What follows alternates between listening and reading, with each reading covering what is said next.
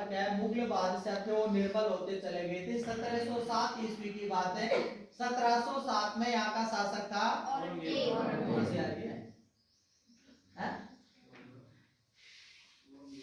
हाँ, तो 1707 में क्या है, औरंगजेब की मृत्यु हो गई। अंतिम जो कोई प्रमुख मुगल बादशाह था तो वो कौन था, औरंगजेब। रहने को तो दिल्ली में 1857 तक चलते रहे मुगल बादशाह, पर कोई मजबूत सा आदमी था, वो कौन था, औरंगजेब। उसके बाद में ऐसे पिपलू गंजू पैदा होने लग गए। औरंगजेब का पुत्र था आजम और मुअज्जम, जिनमें संघर्ष हुआ था। मुअज्जम जीत गया और बहादुर शाह के नाम से शासक बन गया। उस वाले को बोलते हैं बहादुर शाह फर्स्ट। क्या बोलते हैं, 1707 में दिल्ली का शासक कौन बना था, बहादुर शाह फर्स्ट। एक आगे चल करके हुआ था 1857 की क्रांति के समय, उसका नाम भी क्या था, बहादुर शाह। 1707 में भी कौन था यहाँ का शासक, बहादुर शाह। भूत बढ़कर के नहीं आया। ये तो है बहादुर शाह फर्स्ट, ये है बहादुर शाह सेकंड, जिसे जफर गजल गायन करता था, जफर के नाम से, इसलिए क्या कह देते हैं, बहादुर शाह जफर। ठीक है। पर इस बीच में अब जो ये मुगल बादशाह हैं वो निर्बल पैदा होने लगे। इनकी जगह मराठे मजबूत हो गए। कौन, मराठे। ये एक क्रमबद्ध शासन चल रहे थे। मुगल शासक मुगलों की कोई अधीनता स्वीकार कर लेता तो कुछ शर्तों के साथ में मुगल अधीनता स्वीकार करवा देते कि भाई हमारे अधीनता में रहोगे, जैसा हम कहेंगे वैसा करना पड़ेगा। हमारे दरबार में तुमको अपने राजकुमार को, ज्येष्ठ पुत्र को अपने भेजना पड़ेगा सेवा में।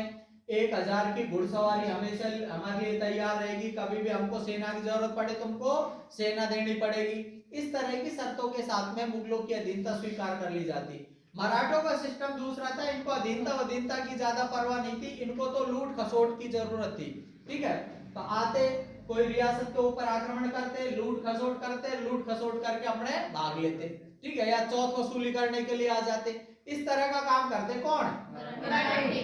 तो लूटपाट का जो सिस्टम था वो ज्यादा बुरा था। भाई एक नियमित ढंग से कोई कर ले लिया जाए। आज भी सरकार हमसे ले रही है, आज भी लूट रही है हमको।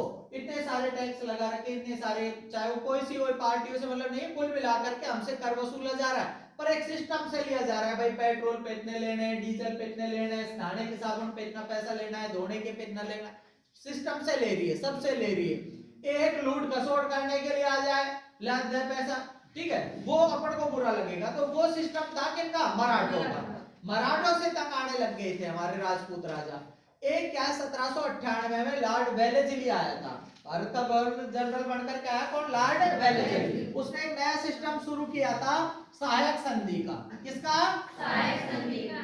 कि कोई के जज है तो ऐसा करो, हमारी कंपनी से समझौता कर लो। ठीक है, कोई भी रियासती राजा आ जाए, हमारी कंपनी से समझौता कर लेगा, तो कंपनी से समझौता करने से हम उसको सुरक्षा प्रदान किया करेंगे, मराठे तंग नहीं करेंगे। क्योंकि वो 2-4 बार फंस लिए थे मराठों से, उनसे लड़ाई झगड़े हो लिए ईस्ट इंडिया कंपनी के। तो कंपनी ने हमारे लिए, ईस्ट इंडिया कंपनी ने क्या किया, सहायक संधि का रास्ता खोल दिया लॉर्ड वेलेस्ली ने। किसने, लॉर्ड वेलेस्ली ने। उन्होंने भी पर कुछ शर्तें रख दी थी हमारे ऊपर कि संधि करने के लिए शर्तें क्या रहेंगी। एक तो जो तुमसे चौथ वसूली मराठे कर रहे हैं ना, हम चौथ वसूली नहीं कहेंगे उसको, हम कहेंगे उसको हमको भाई उसके बदले में कर दे दिया करो। जैसे वो चौथ वसूली करके ले जा रहे हैं, तुमसे कूट काट करके ले जाते हैं, इसके बजाय क्या है, तुम हमको नियमित रूप से कर दे दिया करना। दूसरी बात यह है, तुम्हारी आंतरिक सुरक्षा के मामले में हम बिल्कुल नहीं बोलेंगे। अलवर का राजा, अलवर के राजा ने कंपनी से समझौता कर लिया। अलवर का राजा यहाँ किसको, कोई नागरिक को मार रहा है, पीट रहा है, अत्याचार कर रहा है, दुराचार कर रहा है, तेरी रियासत, तेरी नागरिक तू जाने, तेरे काम जाने, तेरी जनता है। ठीक है, हम तेरे आंतरिक मामले में हस्तक्षेप नहीं करेंगे, भारी सुरक्षा की जिम्मेदारी हम रखेंगे। भारी सुरक्षा अलवर रियासत के ऊपर, यदि जयपुर रियासत आक्रमण कर रही है तो उसकी जिम्मेदारी हम ले रहे हैं, हम बचाएंगे तुमको। मराठे तुम्हारे ऊपर आक्रमण करेंगे तो हम बचाने के लिए आएंगे तुमको। ठीक है, इसी तरह से और बातें भी रख दी। पर बात यह भी है, तुम भी कोई बाहरी शक्ति पर हमसे बिना पूछे आक्रमण नहीं करोगे। अलवर रियासत का राजा है कि अपन को सुरक्षा तो देगी कंपनी, ठीक है, जयपुर पे आक्रमण कर गए, जयपुर में भी जीत लाए, ऐसा नहीं करोगे, हमसे बिना पूछे बिल्कुल ही नहीं करोगे। पहले हमसे अनुमति लेनी पड़ेगी क्या करने जा रहे हो तुम। ठीक है, हमारा दुश्मन रहेगा तुम्हारा भी माना जाएगा। हमसे किसी की दुश्मनी चल रही है रियासती राजा की या कोई मराठों से, उससे तुम भी संबंध नहीं रखोगे। तुम्हारा दुश्मन रहेगा वो हमारा भी माना जाएगा। तुम्हारी किसी से है दुश्मनी तो हम भी उससे दूरी बना करके रखेंगे। इस तरह की शर्तों के साथ में लॉर्ड वेलेस्ली ने सहायक संधि की नीति प्रारंभ की थी 1798 में। कुछ दिन चलाई उसने, फिर बंद कर दी। उसमें कुछ समस्याएं पैदा होने लग गई थी। हमारा दुश्मन तुम्हारा दुश्मन, तुम्हारा दुश्मन हमारा दुश्मन, दुश्मनी दुश्मन पैदा होने लग गए। ठीक है, अलवर के राजा के जयपुर वाले से दुश्मनी चल रही है, ये कंपनी की भी दुश्मनी हो गई, हम भी नहीं बोलेंगे भाई उससे। तो इस चक्कर में एक बार कंपनी ने संधि की प्रथा को बंद कर दिया, संधि का सिस्टम बंद करे, भाई हम नहीं रख रहे, ठीक है, हम नहीं करते ऐसे, ठीक है, बंद कर दिया। किसने? Lord Wellesley. एक बार सबसे पहले संधि की मजबूरी पड़ गई थी भरतपुर से, भरतपुर में संधि की। भरतपुर में क्या है, लॉर्ड लेक को शरण दे दी थी आगे राजा रणजीत सिंह ने। किला टूट नहीं रहा था, जैसे मैंने बताया भरतपुर का किला है जिसको क्या बोलते हैं, लोहागढ़ का किला। क्या कहते हैं उसको? लोहागढ़ का किला। अजयगढ़ क्या बोलते हैं? या मिट्टी का बना किला। कौन से किले को? भरतपुर का किला। जैसे मैंने बताया था 16 दूनी 8 बराबर 8। हाँ, पर 8 नहीं और 16 दूनी 32 ही था। उसने क्या किया, यहाँ से खाई बुदवाई और खाई में से जो मिट्टी निकली है वाली, इस मिट्टी को यहीं भरवा दिया, अंदर डलवा दिया, तो यहाँ खाई हो गई। खाई के बाद में मिट्टी का ढेर लग गया, उसके अंदर जाकर के किला था। तो ये किले को फतेह नहीं किया जा सका, नहीं किया जा सका। तो इसने लॉर्ड लेक ने फिर क्या नाम से समझौता ही कर लिया, इन्हें संधि कर ली कंपनी ने कि भाई तू ऐसे कर, इसको एक रणजीत सिंह था यहाँ का राजा, उससे खैर सुन करके संधि करने को मजबूर होना पड़ा। तो 1803 में उन्होंने संधि कर ली। तो सबसे पहले संधि की भरतपुर के राजा ने। किसने की? ठीक है, उसने एक को शरण दे दी थी मराठे को, मराठे को शरण दे दी थी। उस समय अंग्रेज अधिकारी था लॉर्ड लेक। क्या नाम था? लॉर्ड लेक ने आक्रमण किया भरतपुर के किले पर। कहां किया? भरतपुर के किले पर वो किले को जीत नहीं सका। फिर लॉर्ड लेक ने समझौता किया कि भाई तू ऐसे कर, इस आदमी को निकलवा दे, बाकी अपना आपसी संबंध बना रहेगा। कुल मिलाकर के सबसे पहले संधि की कोई शुरुआत हुई थी, वो कहां से हुई थी? भरतपुर से। विधिवत ढंग से जो संधि की शुरुआत हुई वो की फिर अलवर। किसने की थी? अलवर। बाद में जाकर के संधि का सिस्टम ही खत्म कर दिया, कंपनी ने संधि करना बंद कर दिया। फिर शुरुआत हुई दोबारा से 1817 ईस्वी में। कब हुई? 1817 में दोबारा टकराने लग गई खुद अंग्रेजों की। अंग्रेजों की क्यों टकराना शुरू हुई? अंग्रेजों के साथ समस्या ये पैदा हो गई कि मतलब क्या है कि हमारी जो जिससे कंपनी जिस रियासत से संधि कर लेती, समझौता कर लेती, तो उस रियासत की सेना है जो कंपनी के नियंत्रण में रहती। अलवर के राजा ने कंपनी से समझौता कर रखा है, तो अलवर की जो सेना है वो साथ देगी किसका? कंपनी का। ठीक है, अब कंपनी के पास सेना कहां से आए भाई? कोई ये तो है नहीं इंग्लैंड से पूरे अंग्रेजों को बुला लिया हो, वो तो उच्च अधिकारी रहते थे, सेना हमारी काम में ली जाती। अब उनके पास में सेना भी कहां से आएगी जब वो समझौता ही नहीं करेंगे हमसे। तो इस चक्कर में कंपनी ने दोबारा आवेदन मांग लिए। आवेदन में करीब 13 शर्तें थी। 13वें नंबर का सिर्फ साइन का कॉलम था, 12 शर्तें थी, 13वें नंबर का साइन का कॉलम था। ऐसे करके वो शर्तें रख दी गई कि ये जो शर्तें पूरी करता है वो वापस हम दोबारा से आवेदन मांग रहे हैं, जो संधि करना चाहता है वो हमसे संधि कर सकता है। इस क्रम में सबसे पहले संधि की कोर्ट आके मारा उन्होंने। किसने की? कोर्ट आके। दोबारा जो संधि की शर्तें शुरू करी गई है, तो उस समय सबसे पहले संधि करने वाली रियासत कौन सी थी? कोटा। और सबसे लास्ट में 1823 में जाकर के सिरोही। अब जो ये संधि की शर्तें पूरी करते गए, संधि करते गए, जब शुरुआत में कोटा ने कर ली, फिर उसको देखे कोटे का जो राजा था उस समय बहुत शाना था, तो उसको देख करके और राजा थे अपने आप ही गिर पड़े कि यार ये शाना आदमी है और इसने पूरी जो बातें रखी हैं, शर्तें जो रखी हैं उस हिसाब से संधि की है, तो ये फिर अपन को भी अधिकता या संधि करने में कोई समस्या नहीं आनी चाहिए। तो और राजा भी धीरे धीरे अधिकता स्वीकार मतलब संधि करना शुरू कर दिया। किससे?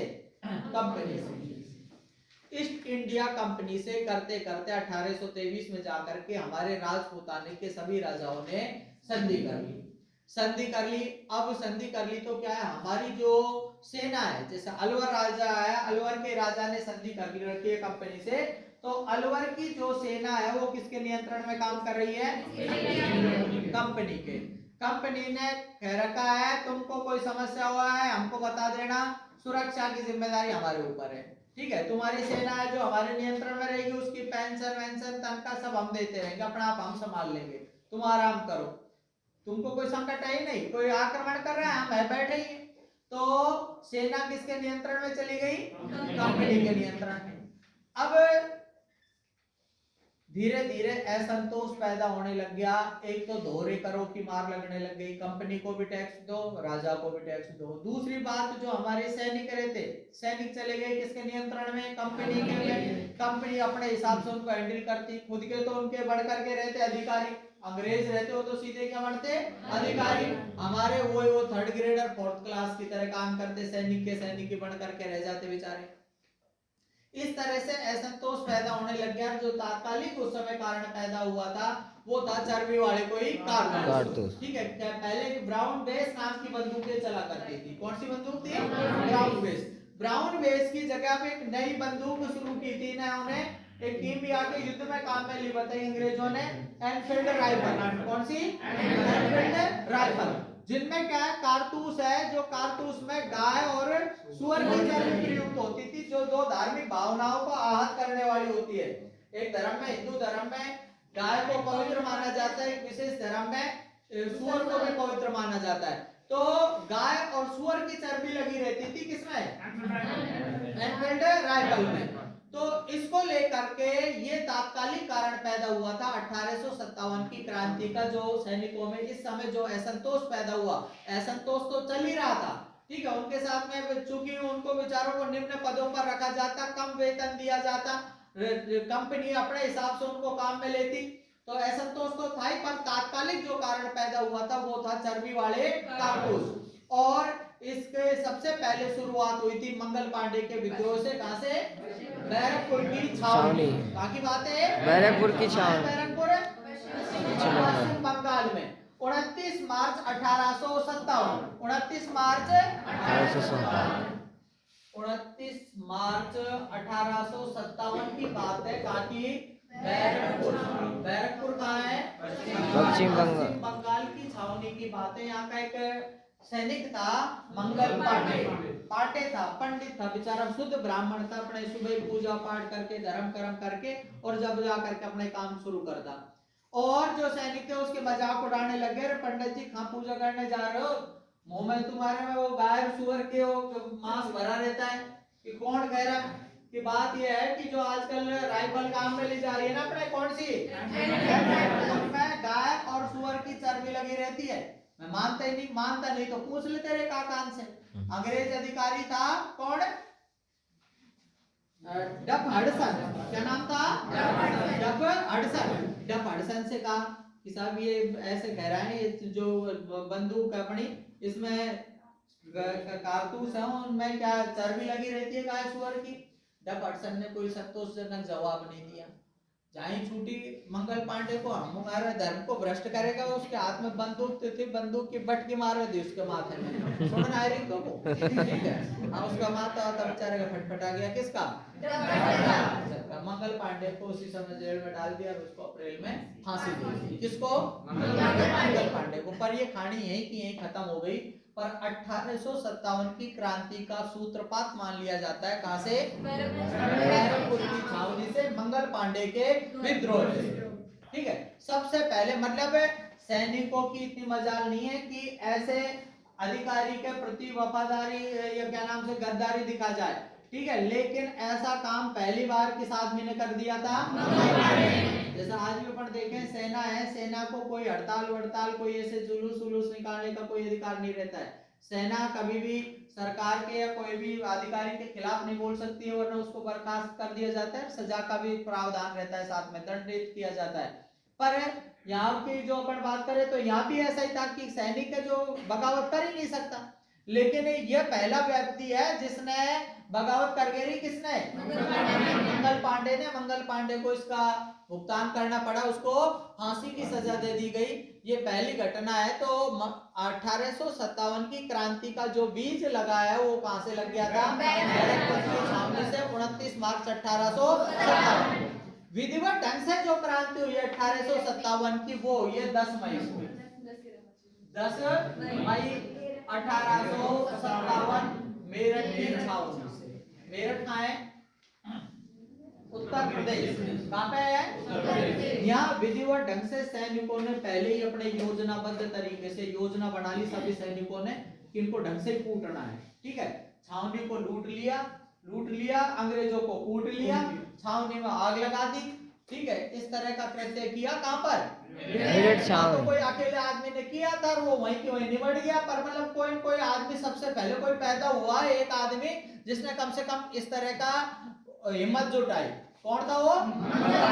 पर यहाँ पूरी छावनी नहीं करके रखा कबाड़ा। कहाँ की बात है? कब की बात है? 1857। तो भारत की जीके में प्रश्न पूछ लिया जाता है 1857 की क्रांति का सूत्रपात कहां से हुआ था? बैरकपुर की छावनी से। कब हुआ था? 29 मार्च 1857। भारत में विधिवत ढंग से 1857 की क्रांति कहां शुरू हुई? मेरठ में। कहां हुई थी? मेरठ में। कब हुई थी? 10 मई 1857। हमको मतलब नहीं है, हम तो हमारे राजस्थान की बात कर रहे हैं। हमारे राजस्थान में 1857 की क्रांति का सूत्रपात हुआ था नसीराबाद छावनी से 28 मई 1857। 28 मई 1857 कहां से? नसीराबाद की छावनी से। नसीराबाद कहाँ है?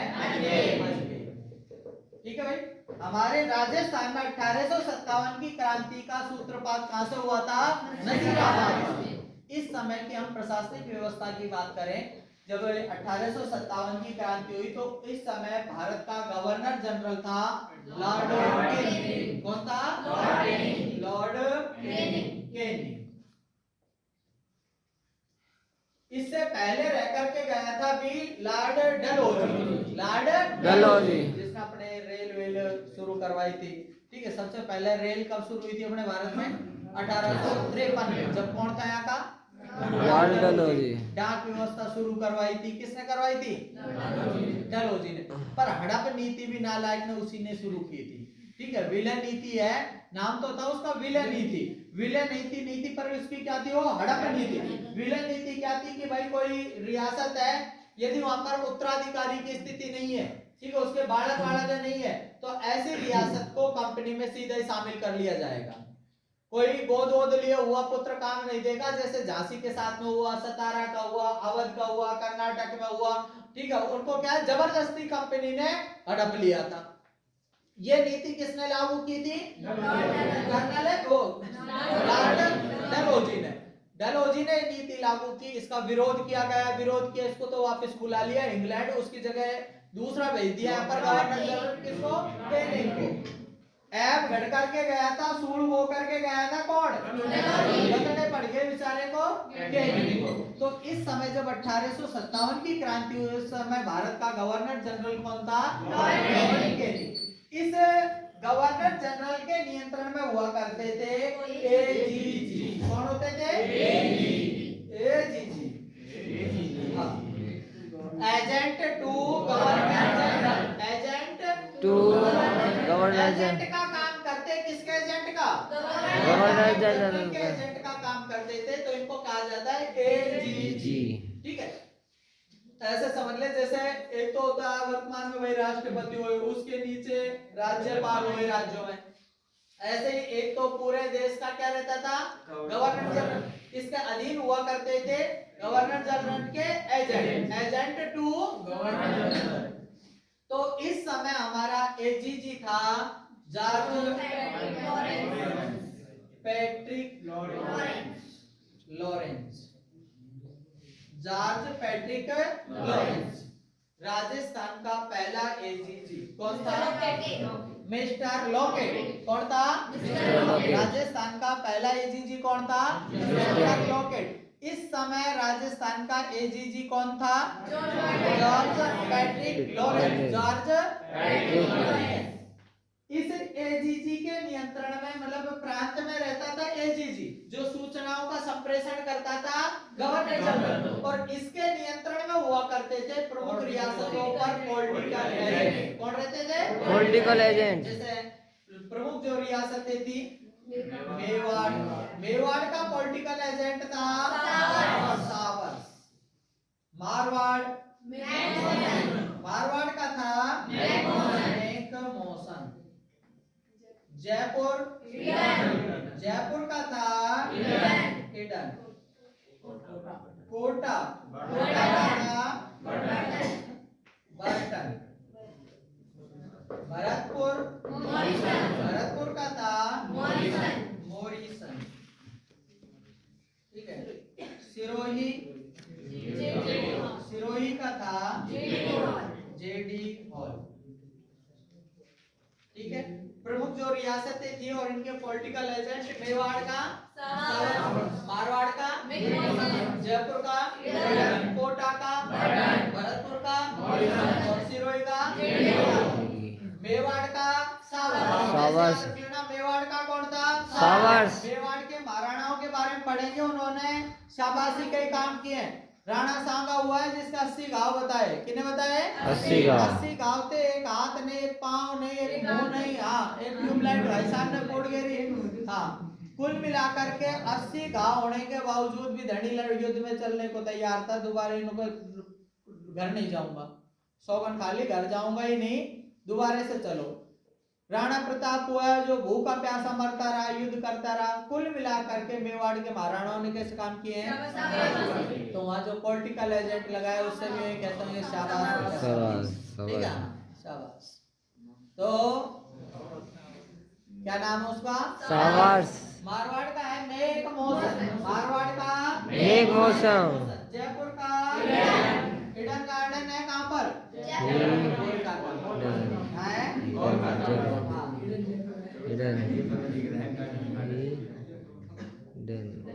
पर अपने स्टेडियम है। पर अपने राजस्थान वालों के लिए तो जयपुर का ईडन गार्डन समझ लो, मानसिंह स्टेडियम। ठीक है। तो जयपुर का ईडन, कोट में लगाते हैं बटन, कोटा का बटन, भरतपुर का मोरिसन, जेडी हॉल। ये कौन थे इस समय? Political agent. इस समय अपने राजपूताने में 6 सैनिक छावनियां थी। कितनी छावनियां थी? 6। ठीक है। ए नानी